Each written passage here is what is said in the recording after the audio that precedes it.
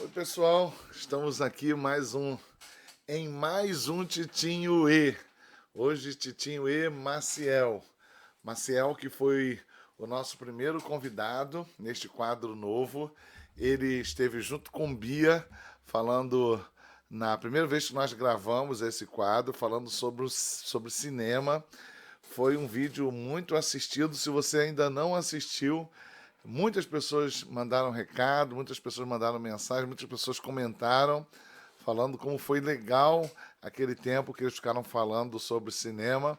As pessoas ficaram surpreendidas em verem dois jovens, a Bia e o Maciel, tão apaixonados por cinema e não só isso, tão cheios de conhecimento acerca do mundo cinematográfico. Hoje estamos aqui para falar sobre um outro tema, eu e Matheus Maciel. Muito obrigado, Maciel, ter vindo. Alegria estar com esse irmão, com esse amigo querido.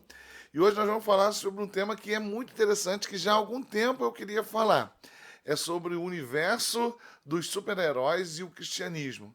Será que existe uma relação entre esse aspecto da cultura que está tão presente em nós, também tão bem representado nos cinemas, nos quadrinhos? Será que isso tem alguma relação? A gente pode fazer alguma ponte com o cristianismo? Será que isso, de alguma forma, é algum reflexo da nossa relação com Deus? Sobre isso que a gente vai falar hoje. Vou passar a palavra para o Matheus Maciel, para ele dar as boas-vindas também. E meu roteiro está lá, ali naquele monitor. Então, vou usar aquele monitor, eu vou olhar para lá para fazer as perguntas. Mas antes das perguntas, para a gente já começar, palavra para ele e ele já fica com o microfone. Você já sabe, o microfone aqui ele circula e aí ele já vai ficar com o microfone depois das boas-vindas para já receber a primeira pergunta, a primeira consideração e vamos nessa. Primeiramente, quero agradecer, é sempre maravilhoso poder participar, né? É a segunda vez e eu já estou animado para falar de um tema tão interessante que hoje está tão em alta, né? Por causa do cinema, né? Quadrinhos, para quem for raiz, né? Se a gente for falar assim. Então temos muito para trabalhar e estamos só começando, né? Muito bom. Vamos então para o tema. Tá lá, você vai poder ler, acompanhar comigo naquele monitor que está ali, né? Titinho E. Maciel, Universo dos Super-Heróis e o Cristianismo. A primeira pergunta, a primeira indagação, o primeiro questionamento é o que é o universo super-heróis? Então a gente tem assistido cinema, eu vou puxar para mim, a gente tem assistido os cinemas e os críticos comentando, sempre falando universo disso, universo daquilo. Então só para aquele que não está ambientado nessa questão do cinema, dos quadrinhos, né? O que seria isso? Universo dos super-heróis. Hoje em dia, no nosso imaginário, né, a gente trabalha muito com dois tipos de universo. Hoje em dia, quando a gente fala de super-heróis, né? Quem está assistindo a gente vai estar mais familiarizado, provavelmente, com o universo da Marvel, por causa do. A gente vai falar depois sobre isso, né? Sobre esse grande. Como tá notório, né? O carro-chefe de super-heróis hoje ser a Marvel. Tanto que a gente conhece o UCM, né? Que é o universo cinematográfico da Marvel. Mas nós também temos o universo cinematográfico da DC. E na verdade temos dois universos, né? É comum para as pessoas mais leigas confundirem e achar que é tudo ou independente ou tudo misturado. Achar às vezes que Superman e Hulk são do mesmo universo, e na verdade não. Esses universos eles foram desenvolvidos com suas independências. Há outros universos, mas os mais conhecidos são esses, né? Inclusive dentro desses universos de super-heróis existem os multiversos, né? Que são as várias possibilidades dentro do próprio universo de super-heróis e realidades alternativas.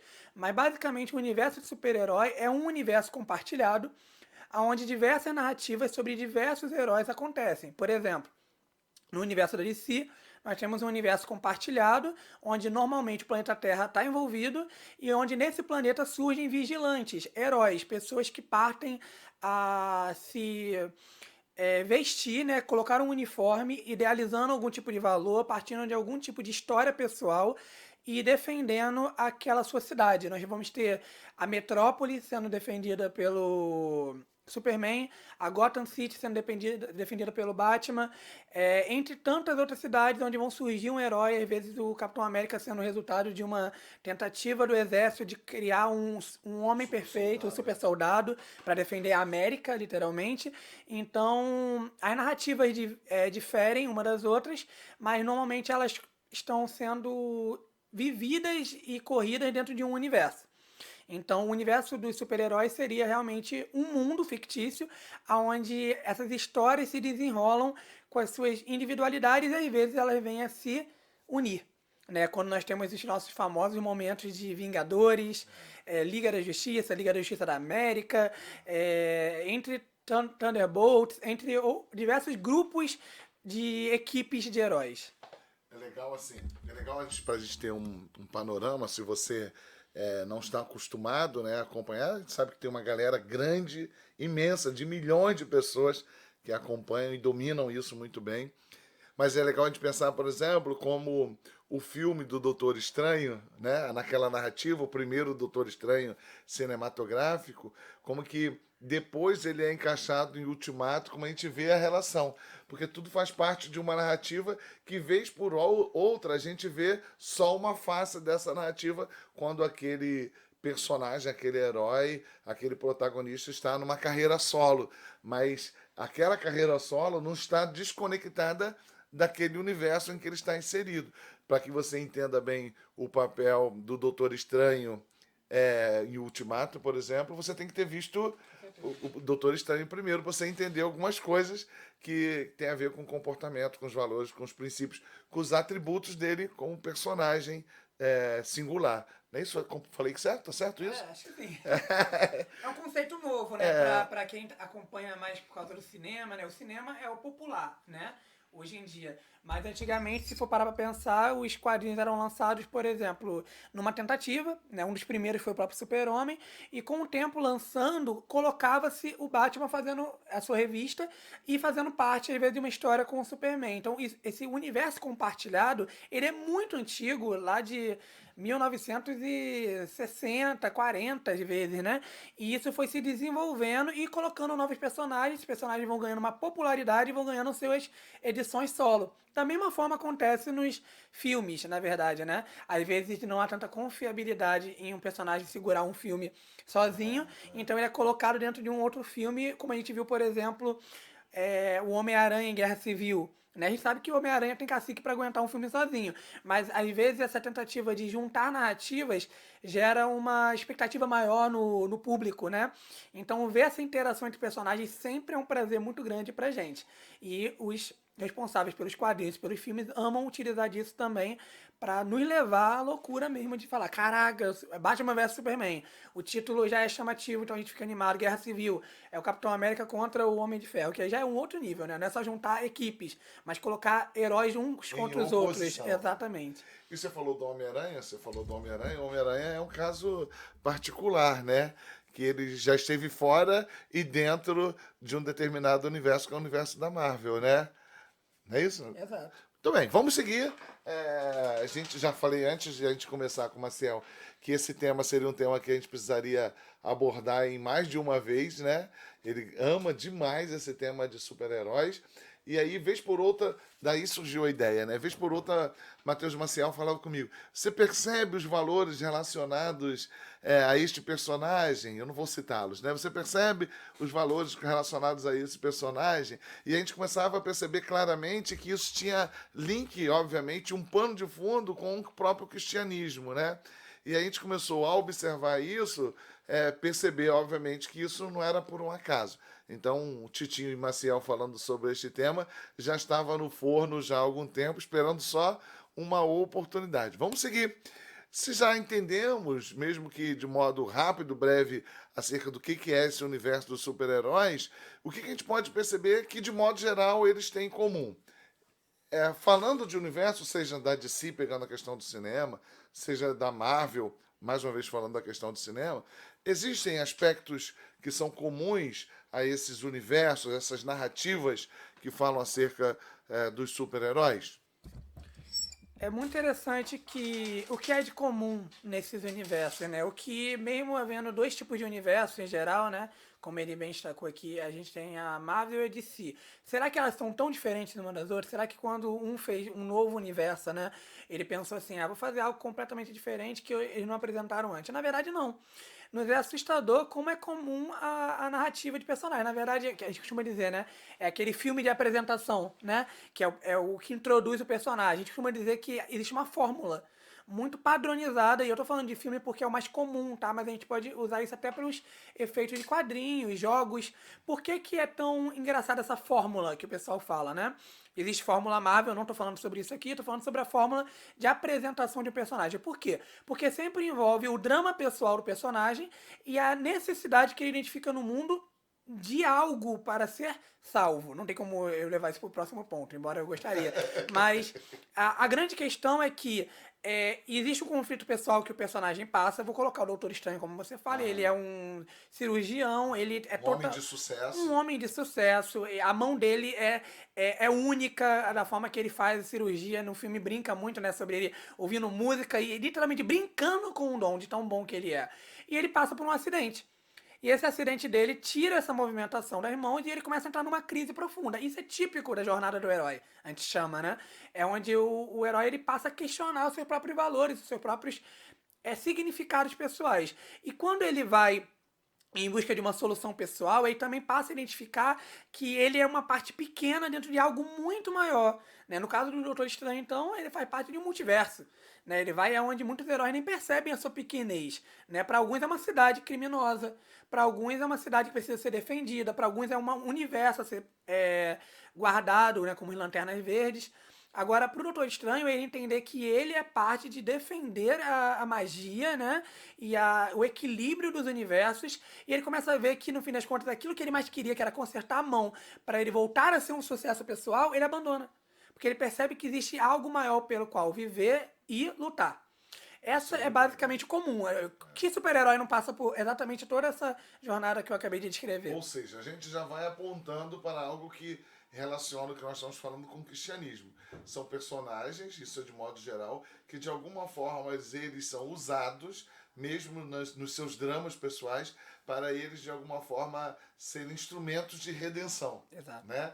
Daqueles que carecem ser resgatados, daqueles que carecem de ser protegidos. A gente vai falar um pouco mais sobre isso daqui a pouco, mas a gente já vai ligando com os temas, né? De modo geral, a não ser algumas poucas exceções que a gente também vai citar aqui, você pode perceber isso como o Matheus Maciel falou. Os super-heróis, eles estão no imaginário não de agora, dentro da produção cinematográfica, não diante da produção dos quadrinhos, mas dentro do imaginário da humanidade, do homem, com a ideia de alguma forma messiânica, da necessidade do resgatador, da necessidade da redenção. Por isso que a gente não consegue não desconectar as histórias, as narrativas de entretenimento que nós tanto gostamos, né, dos super-heróis, com uma história maior que nós acreditamos que tem a ver com a nossa fé, que é a história do cristianismo, que passa pela ideia de que a humanidade carece, que o universo, que as pessoas, no seu estado de integrantes de uma comunidade ou como seres singulares, carecem de uma redenção, carecem de que alguém o resgate, que um outro venha para ali resgatar. Pode falar. É legal esse outro, né? Esse outro é muito interessante sempre porque a gente trabalha com transcendência, né? E a gente fala sobre a questão da intervenção divina, né? Percebam que o que existe? Existe a sociedade, né? E existe a criminalidade, que é quando os indivíduos dentro desse agrupamento social, eles transgridem a lei, né? E a gente tem o que para preservar essa lei? A polícia. Nós temos algum tipo de força que ela literalmente lute contra o crime. Só que e quando isso não é o bastante? Essa é a questão. Então o herói ele é algo que transcende a justiça. Eu quero usar um nome que é o comum, Convencional. convencional. É bem isso. O herói é onde a polícia não consegue ajudar. E por isso que isso começa a tocar muito na ideia do cristianismo. Né? Eu não vou entrar nisso aqui, mas Pode falar, pode, né? fica à vontade. Mas é a ideia realmente de que. E aí? E quando nós não temos mais como salvar as pessoas em áreas que não tem como salvar? Quando a polícia, a justiça comum, Não é o né, suficiente. não é suficiente. Quando as estruturas humanas, aquilo que é mais comum não é suficiente para nos resgatar. Precisa do super-herói. E né? agora, quem poderá nos defender? É o grito mesmo que nós podemos fazer Quem poderá e a nos gente salvar? almeja que alguém diga eu e que seja realmente suficiente. Infelizmente, ou felizmente, a gente vai chegar na parte felizmente, por enquanto vai ser infelizmente. Infelizmente, o universo dos heróis é um imaginário. É algo desenvolvido para, de alguma forma, simbolizar esse nosso desejo de salvação por meio de valores que nós acreditamos que podem nos salvar de verdade. A gente vai passar por alguns heróis, né? E vamos ver como esses valores se personificaram na história dos quadrinhos. Eu queria aproveitar, já que você falou nisso, e já tem a ver com o nosso próximo ponto, né? É de que quando a gente vai olhar, a gente vê isso no cinema, a gente vê isso nos quadrinhos, a gente vê isso na literatura, né? Para que a gente possa ir mais longe ainda. A gente vê isso nos clássicos e na cultura da antiguidade. E aí eu queria que você falasse um pouco sobre isso, né? A gente sabe que está lá a origem desses super-heróis. Eu acho que a gente de alguma forma já apontou para isso. Quando a gente olha para a cultura da Grécia, a gente vê aqueles que são os semideuses, né? E quem são os semideuses, na verdade? Os semideuses são aqueles personagens, são aquelas pessoas que, embora humanas, elas têm uma relação com o divino.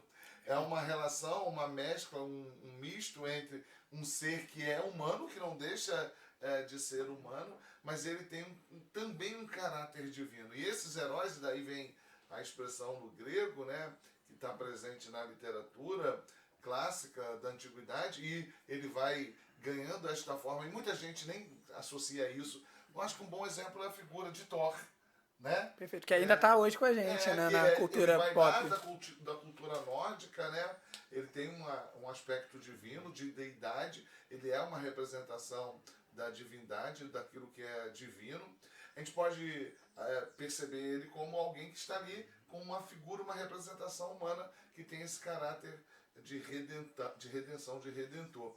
Mas, quando voltando à cultura grega, esses semideuses, quem são eles? São, na verdade, os heróis. O tipo mais antigo que nós conhecemos, olhando para a literatura, dessa representação. Eu queria que você falasse um pouco mais sobre isso, o que você quiser, por favor. Claro, é muito bom esse ponto, porque às vezes a gente fica nesse dois universos, né, de Marvel e DC, e a gente acha que, na verdade, os heróis surgiram ao quê? Há uns 100 anos atrás, e na verdade não. O heroísmo é algo que vem muito com a idealização humana nas sociedades mais antigas. A gente estava conversando um pouco antes daqui sobre como a gente vai olhar o Egito Antigo e a gente vai ver as divindades, esses tipos de heróis nos quais depositarmos confiança, né? A diferença é que hoje em dia nós temos uma clara percepção de que os heróis são construções realmente do nosso imaginário mesmo. Agora, naquele tempo, não. Naquele tempo havia um valor que eles tinham, algo que eles viam que valia a pena ser defendido, e eles começavam a criar algum tipo de divindade da chuva e alguma coisa assim que realmente pudesse, até mesmo existente. Por exemplo, o Nilo, né, era atribuído divindade como se ele fosse uma força que protegia aquela civilização que se tornou o Império Egípcio ali mesmo no delta do Nilo mesmo. O próprio faraó, que por ser alguém distinto e poderoso, era tido como um herói daquele povo, né? Então... Um herói, diga-se de passagem, um herói com atributos divinos. Essa questão é muito interessante a gente entender. Que quando a gente olha para esses personagens humanos da antiguidade, e muitas vezes as pessoas não compreendem o caráter divino que os personagens da antiguidade eles tinham como atributos, percepção comum de que essas lideranças elas não só eram representantes de Deus, mas como eles também tinham um caráter divino, isso tem a ver com a ideia que está presente desde sempre da necessidade de um outro, de um herói que é representação de Deus e também de alguma forma especial, de alguma forma super, né? E ele vem de alguma forma para nos proteger, para nos resgatar. Então você vai olhar isso desde sempre. Eu estou aqui tentando falar desse personagem grego, que ele é forte. Qual o nome dele? Hércules, obrigado. Claro, eu estava tentando aqui lembrar de Hércules e quase que eu deixo de falar porque eu não ia lembrar. mas como o Titinho E a gente pode falar direto, não vai ter corte, não vai ter nada. Então, isso, eu vejo quem é Hércules, né? Ele é filho de Zeus, mas ele é filho de Zeus com uma mulher, uma humana. Então, ele é ao mesmo tempo um homem, mas ao mesmo tempo ele é um homem especial. Ele é super. E por ser um outro, sendo homem e sendo Deus, ele é aquele que vem para resgatar, para proteger, para de alguma forma impedir que o mal prevaleça em meio à humanidade. E sempre em meio a essa história tem a ideia da redenção. E me faz lembrar também de Thor como personagem mítico, nórdico, faz parte da cultura nórdica, que ele surge como uma divindade ligada primeiro, não sei se você sabe disso, Marcel, primeiro ligado à fecundidade, porque ele era aquele que estava ligado ao trovão, à chuva, e na medida que ele está identificado como um deus, um semideus, uma divindade que tinha a ver com a fertilidade, e esta fertilidade fazia com que aquelas pessoas se tornassem mais fortes pela abundância da comida, e essa força alimentar facilitava, promovia que aqueles povos ganhassem as guerras. Então Thor foi migrando de uma divindade que a priori estava ligado à fecundidade, à agricultura, à chuva, para um deus da guerra. Porque estando Thor entre eles, eles venciam a guerra, porque eles eram mais fortes, eles eram mais poderosos. Então você vai vendo que essa ideia de um outro que é super, que venha de alguma forma resgatar, não é apenas uma narrativa cristã, não é apenas uma narrativa judaico-cristã, não está apenas nos quadrinhos, está no imaginário da humanidade. Parece ser natural ao ser humano. Existe um livro que eu sugiro que você leia, se você não leu, chamado Fator Melquisedeque, que ele fala muito disso, de que ele vai apresentando que em várias sociedades, em várias comunidades da antiguidade, havia essa percepção de que viria um herói, que viria, no cristianismo nós chamamos de Messias. Uma figura redentora. A figura redentora. E quando você olha todos esses, com raríssimas exceções, todos esses filmes, todos esses universos de super-heróis, está lá presente. Uma comunidade, um povo, um universo que precisa da redenção. Senão ele será destruído pelas suas próprias características, será destruído por aquilo que ele mesmo tem, a perversidade e a malignidade que está ali presente. Então um outro precisa vir. Muitas vezes a gente esquece, a gente vai falar disso, né? Que o próprio super-homem, ele é um outro, né? Ele vem de outro planeta, ele vem dos céus para resgatar aqueles que estão perdidos e carecendo de um super-herói. Mas vamos seguir, o papo está muito bom, né? Posso fazer uma... Pode, claro. E dessa cultura que a gente falou da egípcia, a gente vai ter aquilo que mais permaneceu no imaginário da humanidade, que foi realmente essa cultura grega, né? Que acaba se reinventando constantemente. Por exemplo, a gente tem toda aquela linha do Percy Jackson, não sei se você conhece, mas é onde realmente é trabalhado com os semideuses. Os filhos dos deuses, eles são os heróis, no fim das contas. Eles são qual é a graça que é interessante do semideus? Parece que há uma narrativa nova hoje em dia de tentar humanizar o herói. Mas isso já é antigo com o próprio semideus. Perfeito, porque o deus ainda parece distante. Então, o semideus, ele vem. Liga o homem, liga a humanidade a esse Deus. Então você vê que também há uma sede. Não é suficiente para a humanidade ter uma divindade que a salve, mas precisa ter algum contato com essa humanidade. Uma divindade que esteja longe, mas uma ponte dessa divindade. Então o semideus se torna uma esperança. E é legal, a gente daqui a pouco vai falar que a gente tem, não só tem tudo isso no cristianismo, mas tem tudo isso além, né? Não é um semideus, é algo totalmente diferente, né? Vamos deixar para o final, vamos seguir. E agora o que a gente vai fazer? A gente vai falar sobre um pouquinho, que o tempo passa muito rápido e voa, a gente nem percebe. Vamos falar um pouco sobre cada um desses personagens que a gente elencou aqui. Cada um, não de todos, que não daria nem tempo. Vai ser para um outro Titinho E. E aí, Titinho E Maciel, a gente está pensando em convidar... Comentem, né? Comentem. Vocês querem um estudo de caso de algum muito personagem? Legal, Fala aí, gente. Viu? A gente pode falar só sobre o Super-Homem, só sobre o Batman, já dando um spoiler sobre alguns que nós vamos falar aqui. Então agora, nesse momento, ou a partir de agora, a gente vai falar sobre alguns personagens especificamente. E vamos começar, e foi indicação do Maciel essa sequência, e eu acatei, tá bom? Vamos começar falando sobre o Super-Homem, né? E a gente já deu aí uma pincelada sobre ele. já foi falado sobre como ele é outro, né? Pra quem não conhece a mitologia do Superman, né? Posso Clark. te interromper? É muito legal isso que ele falou.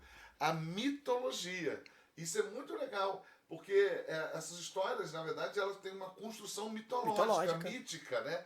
Que, obviamente, não exclui a ideia do misticismo, da religiosidade, né? Não é um herói solto, é Não, toda uma é uma narrativa narrativa. de origem, natureza Muito e legal. construção. Muito legal. Mas pode seguir, pode seguir. O Superman, ele é Clark, né, no nome humano, né, Kal-El, né, inclusive teu Meu neto, neto, né, meu neto. E é por causa disso, né? Kal-El, Que a Sarinha Kal-El, escolheu. né, que é filho de El, se não me engano também, filho de El, e percebam esse El como sendo, na verdade, Deus do hebraico, A né. palavra, para quem não sabe, é a expressão hebraica que significa Deus. A gente tem diversos paralelos entre o Superman e o cristianismo, na verdade. Acreditamos que seja porque dois dos criadores do Superman eram judeus, inclusive. Então, essa mitologia baseada na cultura hebraica parece ter essa origem. Né? E ele é de outro mundo, ele é de Krypton. Né? Krypton é destruído, o pai dele o envia para a Terra, né? Perceba esses paralelos que eu não preciso explicar naturalmente, né? Mas o pai dele Explica, legal, né? o pai Tem tudo a dele, ver com o quando o cristianismo. planeta lá é destruído, envia para a Terra. Deus enviou Jesus. O Né? pai que envia o filho. O pai que envia o filho não foi uma ação tomada pelo próprio Kal-El, mas é uma iniciada pela família, né, do Kal-El. E ele é mandado para a Terra, que é o lugar que carece de salvação. Na verdade, quando ele chega aqui, ele é cuidado por seus pais, que são Marta e Jonathan, né? Maria e José. Será que é uma coincidência esse MJ aí, né? Talvez seja. Ele cresce e no filme de 78, gente, me pegou, né? O do Christopher Reeve, né? Poxa, O que filme que é o maravilhoso. clássico, né? Foi o Que ele primeiro. dá a volta, O pessoal amou aquele momento, né? Do Superman, Maravilhoso. é clássico. E na verdade, ele assume o seu uniforme de Superman com 33 anos, que é exatamente a idade com que Jesus Cristo morre na cruz. Então, há muitos paralelos, né? E esse personagem, aquele personagem que ele vem, ele é criado num lar humilde, como Jesus Cristo também foi.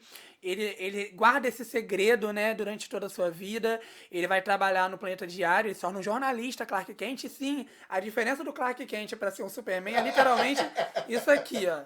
Pronto. Óculos e sem óculos. É outra pessoa, né? Antigamente isso não convencia tanto. Depois os escritores começaram a dizer que o relógio tinha o óculos tinha um efeito que realmente gerava uma confusão nas pessoas, né? Porque afinal a gente se tornou uma geração um pouco mais crítica, né? Então a gente começou a criticar algumas coisas que não faziam sentido, né? Principalmente quando o herói não tinha máscara, como era o caso do Superman. Mas até a personalidade do Clark pro Superman era muito distinta. O Clark ele era mais tímido, ele era mais na dele, e parece que o uniforme dava uma ousadia maior para Uma que... autoridade, Uma diria, autoridade. Porque ali ele podia ser quem ele era, né? O que ele escondia tanto, agora com o uniforme ele não precisava esconder nada. Tanto que é através desse Superman que ele tem os seus primeiros contatos de afetividade com a Lois Lane, né? É ali que ele tem a segurança de fazer o que ele, como Clark, não conseguia fazer, né? Claro que depois a Lois vai descobrir quem ele é, né? E vai se tornar uma coisa só. Mas com isso ele Vai levar ela pra voar, é? Vai levar ela pra voar, que é clássico também, né? Quem não sabe das velhas histórias onde a Lois tá correndo algum perigo, ela grita e ele, com a audição dele, ouve e vai salvar a Lois, né? Também tem sido reinventado bastante que não tem a melhor abordagem pra Lois Lane ser sempre essa dama em perigo. Deixa eu só fazer um comentário. Se você não assistiu esse filme clássico, assista. É muito legal, é muito legal. É algo que vale a pena você assistir. É revolucionário pro cinema, né? Muito legal. Dos quadrinhos.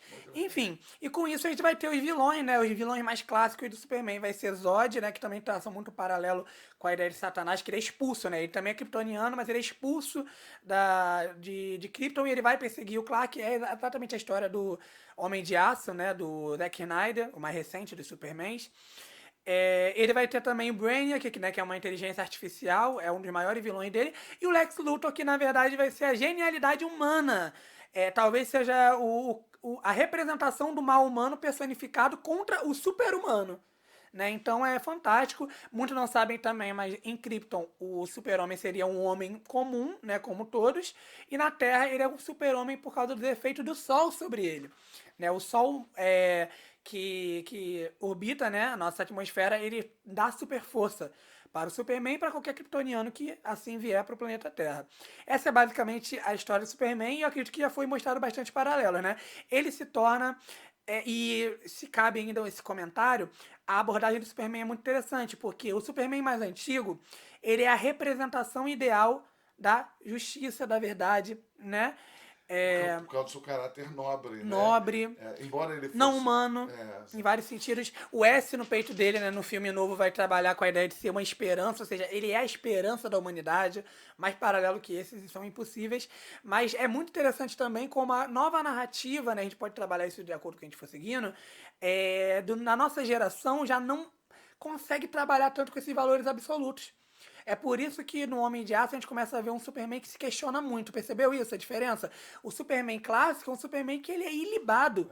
Ele não tem questionamento, ele não tem dúvida. Não, a gente não tinha vergonha desse aspecto de absoluto, esse aspecto Incorruptível. nobre, incorruptível. Ele era virtuoso, né? Ele era o ideal. Era É o que a gente ideal. queria A gente ser e não vive um consegue. tempo onde esse caráter virtuoso ele é criticado, ele não é bem visto, né? Exato. E isso é totalmente a representação do Clark Kent no filme Homem de Aço e toda a sequência, né?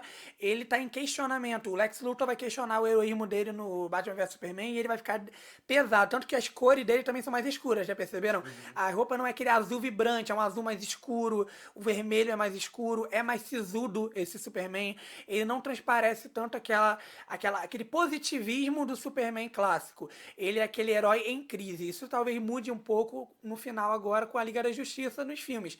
Mas essa nova abordagem é justamente representando a nossa geração. Tem vídeos interessantes trabalhando sobre isso no YouTube. Uma geração que lida muito bem e aceita com muita facilidade o relativismo. E como aceita bem o relativismo, está em conflito com os valores absolutos do Clark Kent, melhor, do Kal-El, né? Do Kal-El. Do Super-Homem. Muito bem. Vamos seguir. Eu acho que já foi suficiente. Não suficiente. Não é pra esgotar. Não é pra esgotar. Esgotado, não. Suficiente para esse bate-papo nosso aqui do Titinho Maciel, falando sobre o universo dos super-heróis e o cristianismo. Mas, gente, se você pedir, solicitar, quem sabe a gente não começa falando sobre um desses personagens de forma específica. Ou até mesmo de um tema que esteja perpassando aquilo que a gente está discutindo aqui, tá bom? Coloca aí a sua sugestão e a gente vai atendendo na medida do possível. Vou chegar a um que eu sei que você gosta muito. Muitas vezes eu ouvi você falando a respeito dele. Até mesmo quando a gente falou sobre cinema, você citou ele, né? Capitão América. O Capitão América é o meu favorito da Marvel, né? Eu não minto pra ninguém. E muita gente costuma atrelar o Capitão América como a versão contraparte dele sendo Superman na DC. O que pra mim é meio assim, surpreendente porque é o meu favorito, é o Capitão América na Marvel, mas o Superman não é o meu favorito na DC, então já quebra muito essa ligação. O Capitão América, ele vai ser literalmente e o filme dele representa muito bem, é um filme muito bem feito sobre a origem dele, então não tem como fugir muito do que o próprio filme trabalha. Ele é um jovem que decide servir a sua pátria, ele quer defender a pátria, só que os valores do Capitão América já existem desde que ele é Steve Rogers, aquele raquítico menino que o Chris Evans vai interpretar no filme. É bem magrinho, é fraquinho, ele tem valores enormes, mas ele não consegue representar esses valores com o tão pequeno que ele é. Os valores dele não estão representados na sua estrutura física. Exatamente. Ele é um homem que está querendo defender as mulheres, ele é um homem que quer defender a sua pátria, e ele não tem estrutura e nenhuma função com a qual ele possa chegar nesse objetivo. Mas as pessoas envolvidas numa proposta do governo de fazer o soro do super soldado, que era gerar realmente um super-homem ou um super soldado, que é o nome usado mesmo, para não bater, acho que com as origens também do próprio Superman, começa a gerar literalmente experimentos com esses homens. E um dos cientistas envolvidos nisso olha para o Steve Rogers sendo o cara que pode receber isso e manter-se bom, porque era uma preocupação até pelo Caveira Vermelha. O que acontece no soro do super soldado? Quando ele é colocado, todos os valores que a pessoa, né, o receptáculo tem, se tornam mais fortes. Então, se você é uma pessoa egoísta, você se torna mais egoísta. Potencializa tudo de bom e ruim. Morais. Exatamente. Então, isso é muito interessante porque qual é o poder do Capitão América em primeiro lugar. Em primeiro lugar são os valores dele. Porque o soro do super soldado ele vai fortalecer a estrutura dele, mas os valores, a bondade, a justiça, a benignidade, gentileza. Então, se você for uma pessoa ruim, você vai virar horrível. E se você for uma pessoa boa, você vai virar o exemplo de ideal que você deveria ser. E isso acontece, né? Ele se torna o Capitão América, o super soldado, e ele idealiza o típico homem americano do seu tempo, né? Que não dá pra esquecer que é o seguinte, pessoal, não se esqueçam disso, porque aqui vai trabalhar com o paralelo que a gente precisa estabelecer. Se ele é o típico homem americano perfeito, ele é a favor dos valores familiares, ele é a favor da justiça, ele é a favor da igualdade, da vida e da fé cristã, que era típica da América daquele tempo. Ele é cristão. Legal. Isso é essencial, não tem que Muito legal questionar. você observar isso. Ele sendo o típico americano idealizado, ele está totalmente ligado com os valores judaico-cristãos.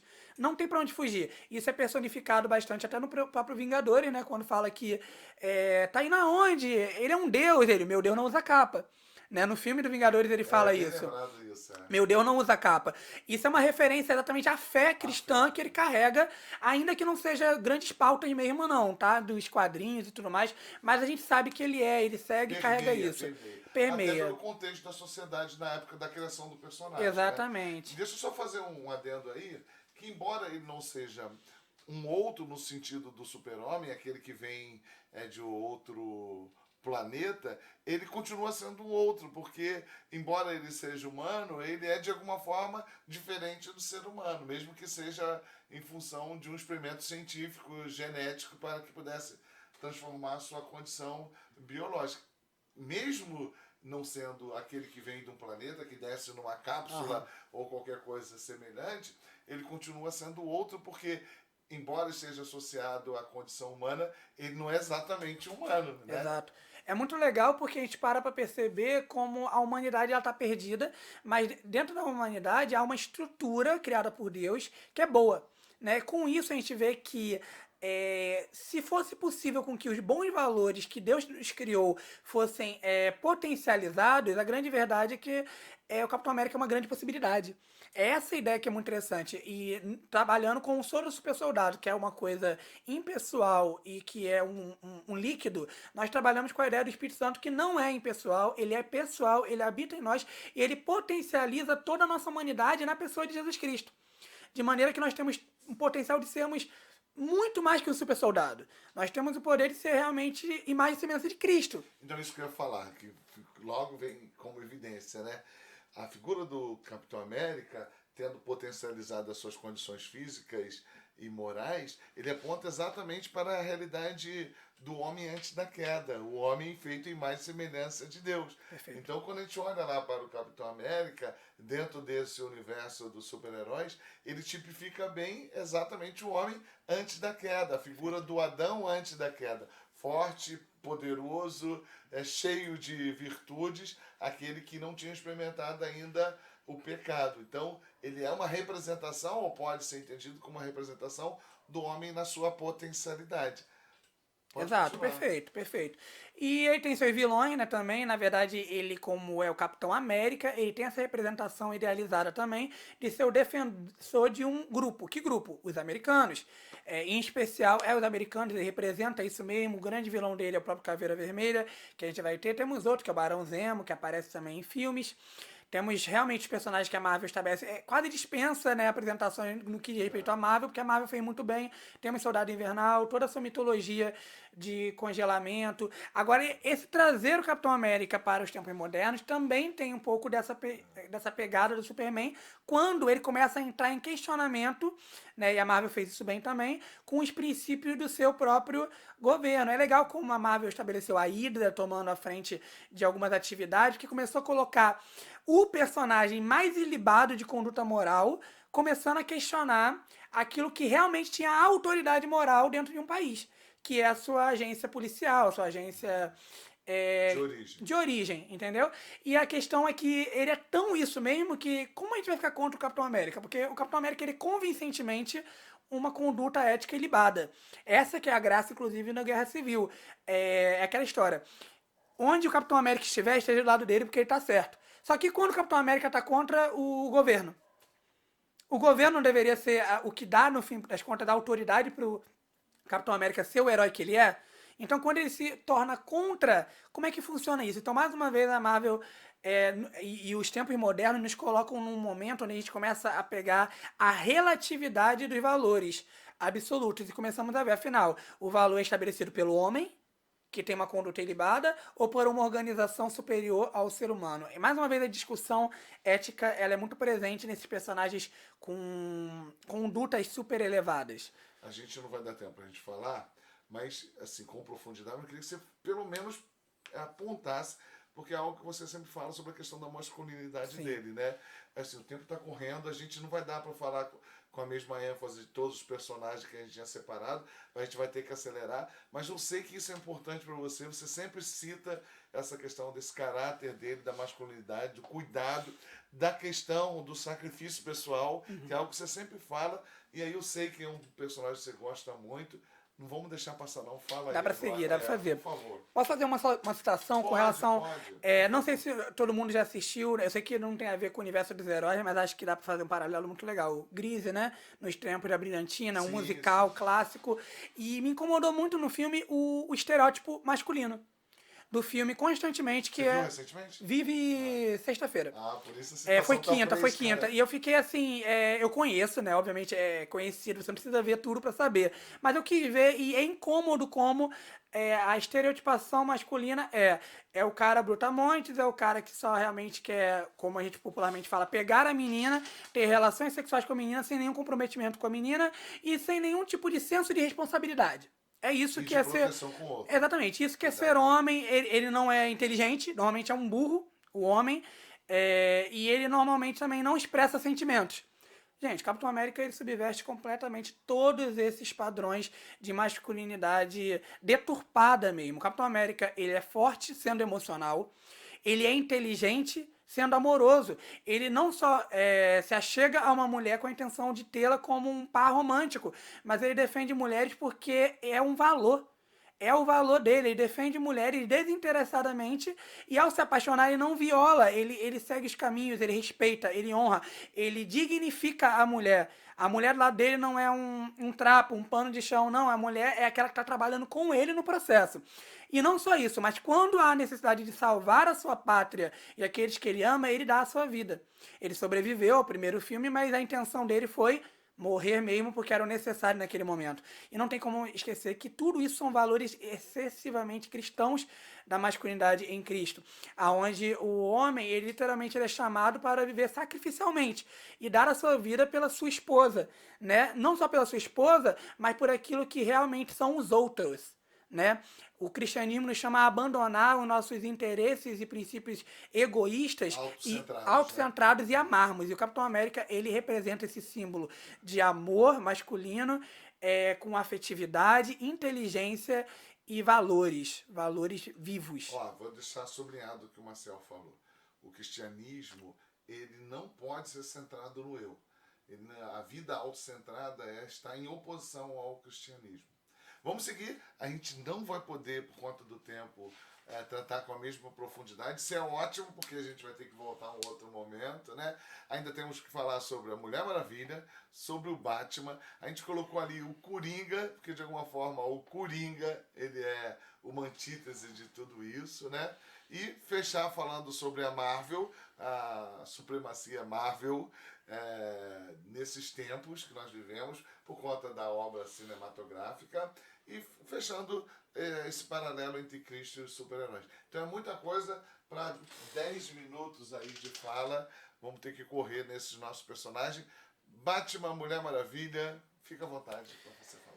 Mulher Maravilha é muito legal, como o novo filme da Mulher Maravilha deve uma grande citação aqui. Mais uma vez, o universo não se baseia somente no aspecto cinematográfico, mas o filme representou algo muito bom. Existem muitas linhas de abordagem da Mulher Maravilha, todos sabem que, ou a maioria, sabe que a Mulher Maravilha, na verdade, ela é uma amazona, né, muito embebida da cultura grega, na verdade, onde ela nasceu numa ilha de mulheres. Por que ela nasceu numa ilha de mulheres? Porque na mitologia da Mulher Maravilha, o mal foi identificado no homem. Entendeu?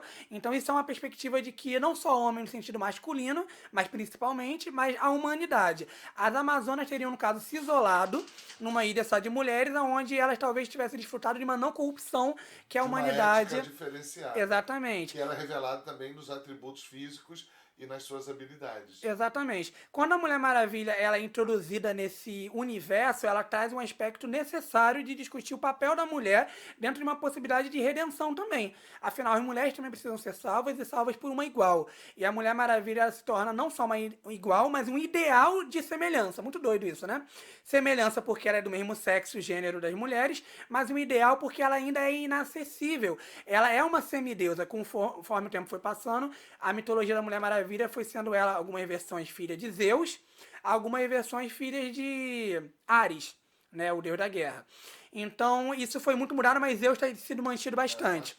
Inclusive, do cinema, ela é filha de Zeus. Então, ela também é uma semideusa. Em que sentido? Ela é filha de Zeus e das mulheres que não deixam de ser de parte da humanidade.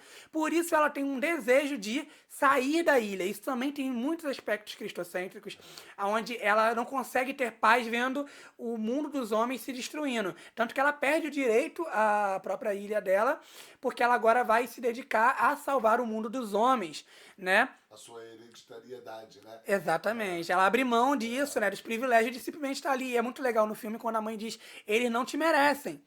Né? Eles não te merecem, ela não se importa com isso, ela tá se dando. E ela reconhece que eles não merecem, eles são maus, e ela achava que tudo era culpa do Ares. E ela vai descobrir que não é só culpa do Ares, a humanidade tem culpa. Então a humanidade não é boa. A humanidade ama a guerra. A humanidade. Ares fala no ouvido, mas a humanidade gosta do que ouve. Então ela começa a ver que o problema não é tão simples. Ela pode salvar aquela humanidade, mas o problema é muito mais natureza do que influência externa. E Ares fala a verdade quando ele reconhece isso na humanidade. O discurso de Ares é extremamente bíblico. Embora o personagem dele seja mau e de fato ele fala a verdade. É a verdade. É a verdade. A humanidade é má e ele é só uma voz que direciona a humanidade para o que a humanidade quer, que está ligado ao egoísmo que a gente já falou. A gente não vai abordar isso aqui, né? Não vai dar tempo, nem é o tema central, mas a gente acha interessante a Mulher Maravilha e a gente não vê a Mulher Maravilha como um ícone do feminismo. A gente não entende dessa forma. A gente reconhece uma representatividade cristã na Mulher Maravilha, né? Inclusive porque uma amiga nossa costuma dizer isso, né? Que a aliança, né? O relacionamento que ela tem com o Steve Trevor, né? No filme é fantasticamente complementar. Há um trabalho onde ele sabe fazer coisas que só ele sabe fazer. Ele é aquele cara que detém o conhecimento do mundo dos homens.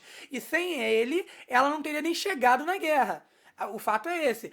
E sem o poder dela, eles não teriam ganho a guerra. Então, há uma complementaridade excelente. Inclusive, o que alimenta a força da Mulher Maravilha no seu auge é a morte do Steve Trevor. O que a Carol costuma dizer que o sacrifício de Cristo vivifica na igreja. Carol Silveira. A Carol costuma dizer Beijo, Carol. a Carol, quando ela olha para esse momento, ela costuma dizer que o sacrifício de Cristo é o que vivifica em nós o amor para lutarmos pela humanidade. Carol, profundo, né? Estaria aqui conosco. Estaria aqui. Fica devendo essa. Ouviram isso? É importante. O sacrifício do Steve Trevor é o que vivifica o amor na igreja, né, na Mulher Maravilha, para lutar pela humanidade. Muito legal. É perfeito isso. Ó, a gente vai ter que ter um outro encontro, porque não dá, né? Batman. Batman é meu favorito, eu guardei o segredo, né? Mas quem me conhece sabe que o Batman é meu favorito. E alguns podem se questionar, poxa, o Capitão América é o teu favorito de um lado e o Batman do outro. O fantástico do Batman é que, se por um lado o Superman ele vem de outro planeta, a Mulher Maravilha vem de outra ilha, que está preservada da corrupção, e o Capitão América ele tem valores excelentes que podem ser potencializados. E ele vem de um outro tempo. E ele vem de outro tempo. O Batman ele vem da corrupção de Gotham City. Ele nasce justamente dentro da criminalidade. Gotham City, gente, eu fico brincando que é o Rio de Janeiro dos quadrinhos. Brincadeira, gente. Que horror. Poxa, é mesmo. Mas a criminalidade, eu amo Rio de Janeiro, pessoal, mas a criminalidade é complicada. Só que Gotham é pior, tá? Gotham é pior, relaxa. A corrupção também. Gotham é pior, Gotham é a cidade do crime em todos os sentidos. O rei do crime é da Marvel, né? Mas realmente Gotham é a cidade do crime. E eu costumo pensar que a Gotham City ela representa a depravação total nas suas potencialidades. Ela mostra o quão desgraçada. o caos humano. Quão desgraçada pode ser a queda humana. E, desculpa, Marcel, mas é interessante que isso é tão evidente, Gotham, que tu vê que há um clima de sujo, obscuridade, né? É sujo, Os exatamente. melhores filmes. Qual foi o melhor filme icônico do Batman, além, é claro, da recente trilogia do Nolan? Foi do Tim Burton. E o Tim Burton, ele é esse diretor que ele sabe fazer o quê? Coisa estranha, coisa perturbadora. E por isso que a Gotham City do Tim Burton foi tão boa que ela começou a influenciar os quadrinhos. Não sei se todo mundo sabe disso. Mas os quadrinhos começaram a ser influenciados pela imagem ruim da Gotham City passada por Tim Burton. Aquele vapor toda hora subindo, é incômodo, é sujo, é escuro, não tem clareza na cidade, toda hora tá tendo crime, toda hora tendo roubo, e é por isso que Gotham City, a mitologia do Batman, ela reina muito na DC, porque tem muito a se explorar de vilão e muito a se explorar de vigilante. Por que vigilante eu digo e não herói?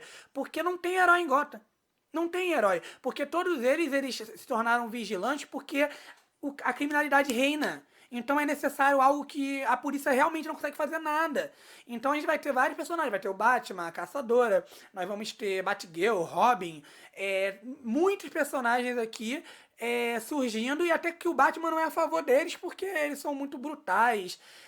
E o Batman, ele surge como nós. Nós somos isso, pessoal. Nós somos Bruce Wayne na Gotham City. Não tem nada mais próximo da nossa realidade. Eu não vim de outro planeta. Eu não sou um cara super bonzinho que ganha o soro do super soldado. Eu não sou uma pessoa de uma ilha que não tem corrupção. Não, eu sou uma pessoa cujos meus pais podem morrer a qualquer momento por causa da criminalidade. Que é o que acontece com Bruce Wayne. Com a família dele. Ele saindo de um filme, né? Os pais dele são assassinados, né? Brutalmente na frente dele. E esse sentimento dele que permeia, e é muito difícil na discussão da mitologia dele, um pouco de vingança e um pouco de justiça. Ódio, né? Muito estranho, né? Pra gente, pessoal, pra quem tá aí às vezes não é cristão, pra gente justiça e vingança não são plenamente inimigas quando a gente olha pra isso na divindade. Mas na humanidade isso é complicado, porque o pecado não é contra nós. O pecado é primeiramente contra Deus. E quem tem a autoridade final de vingar, que vingança não é algo ruim, mas nós não temos poder de vingança. A vingança tem a ponta para a ideia da reciprocidade. Exatamente. A vingança bíblica, ela não é odiosa, né? Ela não é injusta. Exato. Ela é o estabelecimento da justiça, né? Exato. Nesse sentido. E de alguma forma... Inclusive, desculpa, Marcelo, inclusive que é nesse sentido que quando você vê lá no português, quando a Bíblia fala de vingança, a vingança de Deus, aponta para essa ideia de cumprimento da justiça. Exato, né? Porque Deus é o Deus da justiça. Ele é o justo mesmo. E talvez o caminho do Batman seja tão interessante porque ele permeia sempre essa linha. E eu quero que vocês pensem nisso, que a gente vai trabalhar sobre Coringa daqui a pouco. Existe uma linha que separa o Coringa e o Batman muito profunda, que é a linha da sanidade. E na sanidade que o Batman consegue preservar, ele é justo. E essa linha que o Coringa ele transgrediu é insana e ele passa a ser um assassino. É literalmente isso. O mundo de Gotham representa, na verdade, o mundo real em vários sentidos. Ainda bem que Gotham não existe. Depende, pessoal. Gotham City, na verdade, é a planeta Terra na sua realidade. E o Rio de Janeiro especificamente. O Rio de Janeiro concentra.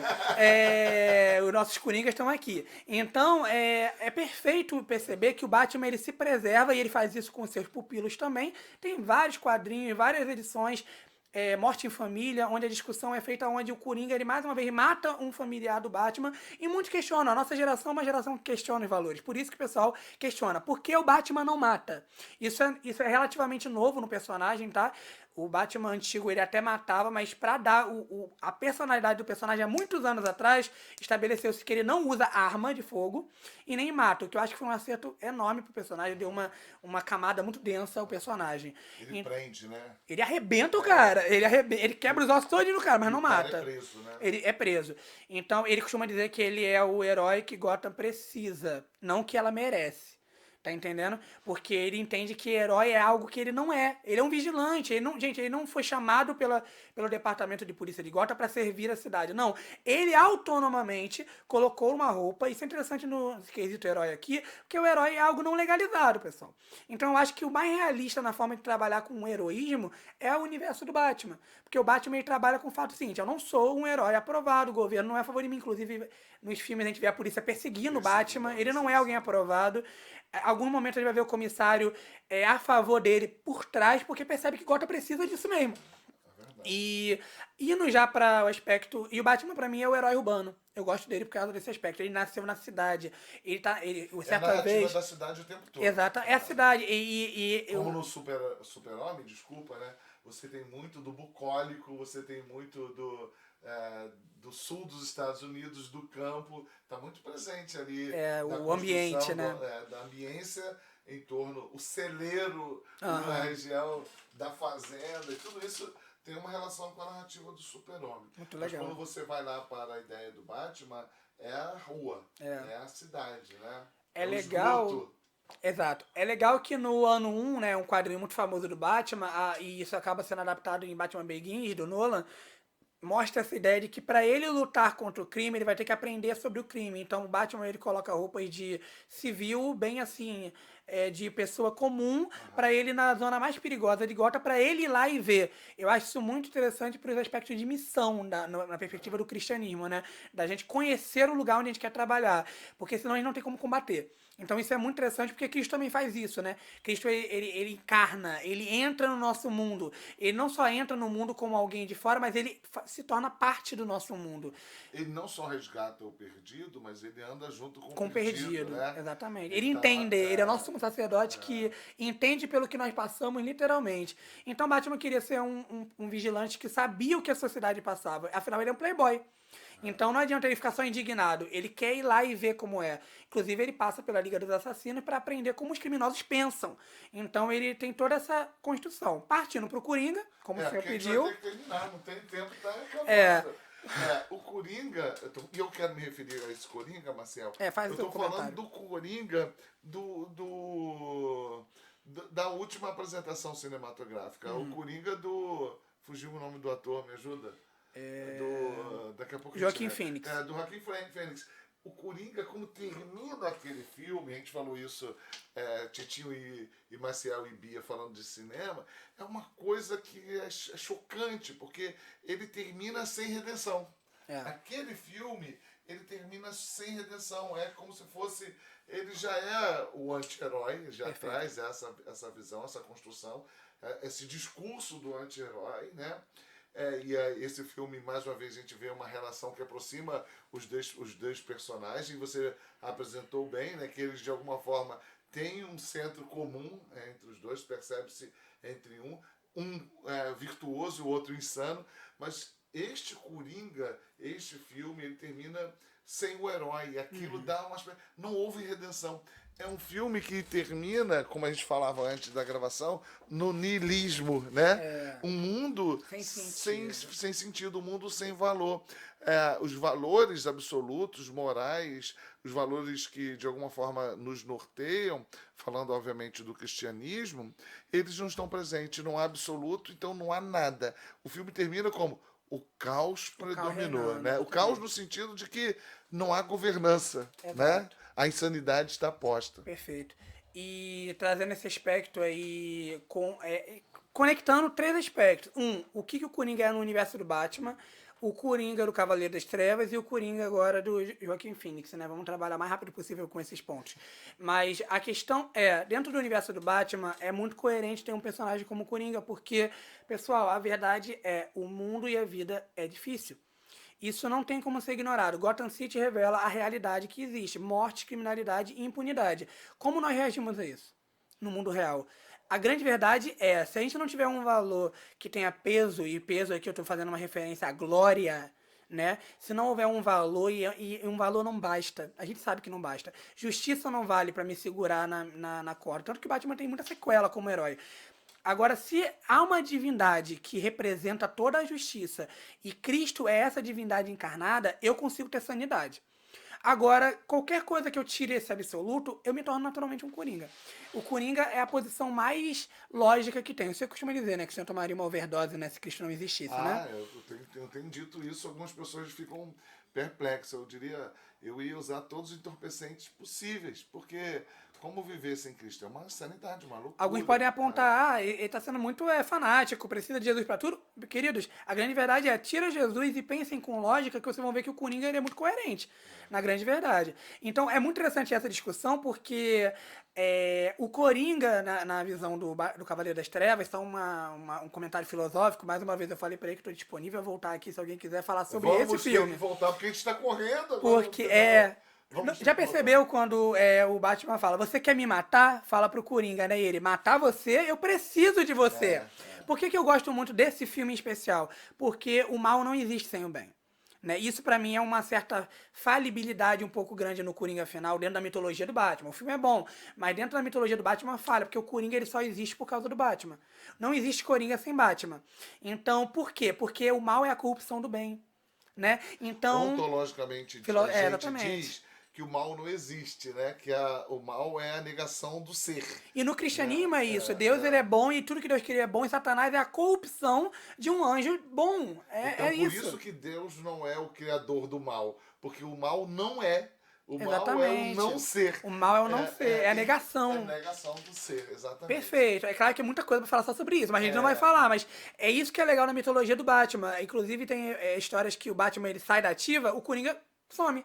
Agora, quando o Batman volta, o Coringa ele acorda de novo, porque o mal do Coringa ele nasce a partir do momento que ele encontra no Batman um espelho, entendeu? É muito estranho isso, mas é muito profundo filosoficamente.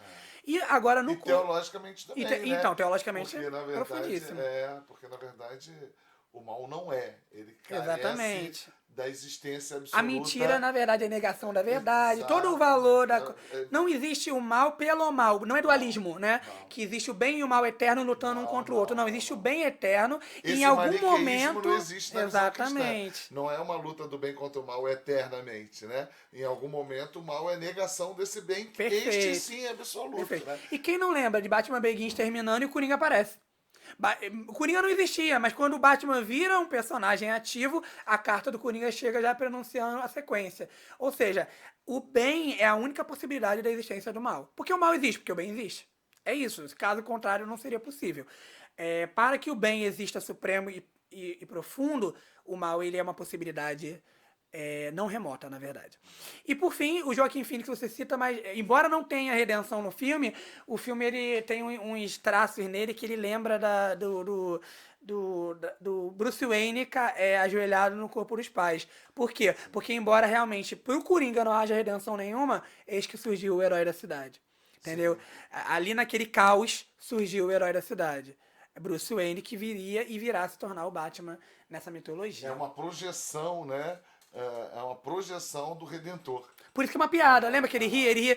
Por que você tá rindo?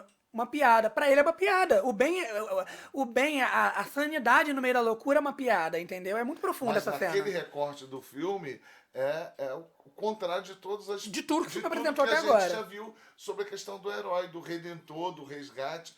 O filme se parasse ali, né? E a ideia, a narrativa do Batman não existisse, é uma sociedade... de Gotham. Não tem saída, não tem solução. Essa é a ideia do filme mesmo. Muito legal. O Coringa, ele representa o ícone de Gotham. Ele é o vilão coerente e lógico que Gotham tem que ter mesmo. Eu não vou falar disso agora, mas eu quero dizer pra você que na minha infância não era o Coringa o personagem mais caricato, mais importante, mais saliente na narrativa do Batman, sabia, né? Não, é o Pinguim. O Pinguim, na verdade, ele é tido como o rei da criminalidade, né? Ele é o rei do negócio, porque o Pinguim, ele se aproveita da coisa. Agora, o Coringa, ele tá nem aí. Ele bota fogo no dinheiro, ele não tá nem aí. É verdade. Não faz sentido, não tem sentido. Enquanto o Batman encontra sentido na justiça, o Coringa não encontra sentido em nada. E isso motiva suas ações. Por isso que a gente diz que uma vida sem Cristo é insana. É insana. Né? Realmente. Fique sem Cristo e seja um Coringa. É isso. Então, terminando, eu vou pedir pro Matheus Maciel se despedir, fazendo... Ele ia comentar sobre esses dois aspectos, mas o tempo não dá mais, já esgotou todo o tempo que a gente tinha. Então, a despedida do Matheus Maciel vai ser abordando esses dois tópicos, dois temas aí, como ele queira, falando sobre a Marvel, a gente tem falado sobre isso, né? Do ponto de vista do cinema, a supremacia Marvel, nessa narrativa de super-heróis, e Cristo e os super-heróis. Comentário que ele quiser Perfeito. fazer final. Eu vou inverter a ordem, tá bom? Começa falando da Marvel e termina falando de Cristo. Muito obrigado por você ter ficado conosco até aqui, até agora. Não deixe de assistir agora os comentários finais do Matheus Maciel. Não deixe de compartilhar o nosso vídeo, Titinho E. E deixe aí a sua solicitação, a sua indicação para que outros temas possam ser abordados aqui. O ambiente é descontraído, nosso encontro é despretensioso, tá bom? Deus abençoe você. Matheus Maciel, muito obrigado, tá? Palavra final dele. E então, a minha parte, já tô indo. Um ponto a ser falado rapidamente é que temos que dar crédito à Marvel. A Marvel trouxe, não só como Marvel, mas eu posso até citar a própria Fox como estúdio, que trouxe o X-Men em 2000. Né? Todo esse universo foi trazido em 2 décadas aí de produção. O Homem-Aranha, né? O Homem-Aranha também veio. A produção da Sony, no caso, né? Na produção cinematográfica, a Marvel ela ganhou um destaque único de maneira que o universo cinematográfico da Marvel se tornou a referência de heróis. Já foi o tempo onde a Liga da Justiça era o grupo mais conhecido e mais amado de heróis. Hoje os Vingadores são pares se não passaram isso. A DC é a minha favorita, mas de fato não dá para negar o fato de que a Marvel tomou um lugar único por causa do cinema. Ela não é a melhor de todos os âmbitos, mas no cinema ela tomou uma dianteira e ficamos felizes porque isso significa mais filmes pra gente e isso queima o mercado para DC tentar melhorar cada vez mais também e esperamos ter bons filmes por aí no futuro também. Quando ele fala queima, aquece. Aquece. A disputa. A disputa. E, por fim, nós temos algo bom a dizer. Se, por um lado, os super-heróis são idealizações, são ótimos, nós devemos realmente ter esse tipo de idealizações. Contar histórias é fantástico. Se você tem interesse de contar histórias, desenvolver histórias com personagens que carregam valores e princípios, faça isso. Isso é ótimo pra gente. Isso eleva a nossa humanidade, no sentido de olharmos, idealizarmos e imitarmos esses tipos de personagens. Agora, queremos dar uma boa notícia. A boa notícia é que, em meio a tantas idealizações, há algo que não é ideal. Há algo que é real, há algo que é mais do que a verdade do Superman, a justiça do Batman, o amor da Mulher Maravilha, a masculinidade do Capitão América, carrega todos os princípios de valores verdadeiros, porque ele é a origem de todos esses princípios e valores verdadeiros. É Jesus Cristo.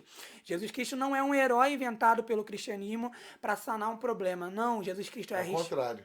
E os heróis que estão à sombra da pessoa. Exatamente, eles são sombra. Toda vez que você vê algo maravilhoso num personagem, isso é uma sombra do que Cristo realmente é. Porque ele é a verdadeira resposta de Deus para o problema da humanidade, que no fim das contas, o Superman não consegue nos livrar do pecado. A Mulher Maravilha não consegue livrar a gente do pecado. O Batman não consegue, inclusive ele luta com os pecados. Só Jesus Cristo pode nos livrar dos nossos pecados e nos tornar super soldados, super homens, mulheres íntegras e pessoas que, em meio à perdição de Gota, ainda estão apegados a valores transcendentes do Deus vivo e verdadeiro. Esse é Jesus Cristo, que é o herói do nosso vídeo de hoje, na verdade. Que legal, né? Que legal. A gente podia falar. Sabe o que eu lembrei agora no final? Eu disse que não ia falar mais nada, estou falando de C.S. Lewis, né? A gente nem citou, porque é um outro universo, né? Outro universo, mas com seus heróis também. Com seus heróis, com a sua mitologia, e que também aponta para a pessoa de Jesus Cristo. Não se afaste dessa construção literária, cinematográfica dos super-heróis, mas compreenda que todos esses personagens, todos esses heróis apontam sempre para Cristo Jesus. Ele sim, aquele em quem nós temos a confiança da redenção, da esperança e da restauração. Que bom que você esteve conosco até aqui. Obrigado, Maciel. Eu que agradeço. Foi show, né? Valeu o almoço. Valeu o almoço. Almoçamos e tivemos esse muito Titinho bom. E. Fica com Deus. Até o próximo Titinho E. Valeu, Maciel. Valeu. Um abraço. Tchau, gente.